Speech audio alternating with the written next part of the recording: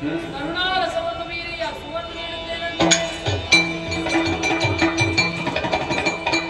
ಅಪ್ಪ, ಕ್ಷಣ ಮಾತ್ರದಲ್ಲಿ ಏನು ನಡೆದು ಹೋಯಿತು?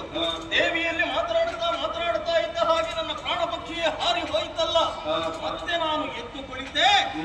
ಯಾರ ಅನುಗ್ರಹದಿಂದ ದೇವಿಯೇ ನನ್ನನ್ನು ಬದುಕಿಸಿದ್ದಾಳೆ.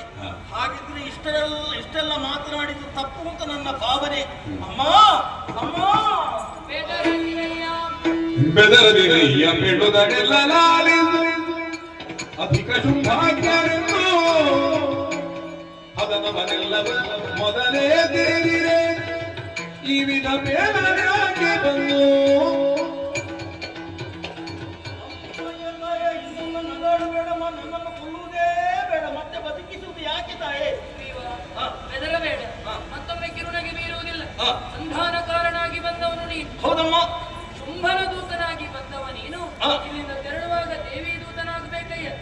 ಉತ್ತರವನ್ನು ಆತನಿಗೆ ತಿಳಿಸಬೇಕು. ಹೇಗಮ್ಮ? ಯೋಮಾಂ ಜಯತಿ ಸಂಗ್ರಾಮಿ ಯೋಮೇ ದರ್ಪಂ ವ್ಯಪೋಹತಿ ಯೋಮೇ ಪ್ರತಿಫಲೋ ಲೋಕೆ ಸಮಯ ಭರ್ತಾ ಭವಿಷ್ಯತಿ. ಅಂದ್ರೆ ಯಾವ ಆತನ ಯುದ್ಧದಲ್ಲಿ ನನ್ನನ್ನು ಜಯಿಸುತ್ತಾನೋ, ಯಾರು ನನ್ನ ದರ್ಪವನ್ನು ಹೋಗಲಾಡಿಸುತ್ತಾನೋ, ಯಾರು ನನಗೆ ಪ್ರತಿದ್ವಂದ್ವಿ ಅಂತವನಿಗೆ ಸುಮಮಾನಕ್ಕೆ ವಿವಾಹವಾಗ್ತೇನೆ ಎಂಬ ಹಾಗೆ ಬಾಲ್ಯದಲ್ಲಿ ನಾಕಾಯಿಗೊಂಡಂತಹ ಪಣ ನಿನ್ನ ಶುಂಭವೀರನೇ. ಹೌದಮ್ಮ. ಶುಂಭ ಬಲಾಢ್ಯನೇ. ಖಂಡಿತ. ಪ್ರತ್ಯಕ್ಷ ಶಂಭುವಿದ್ದರೂ ಕೂಡ ಅಳುಕುವವಳು ನಾನಲ್ಲ.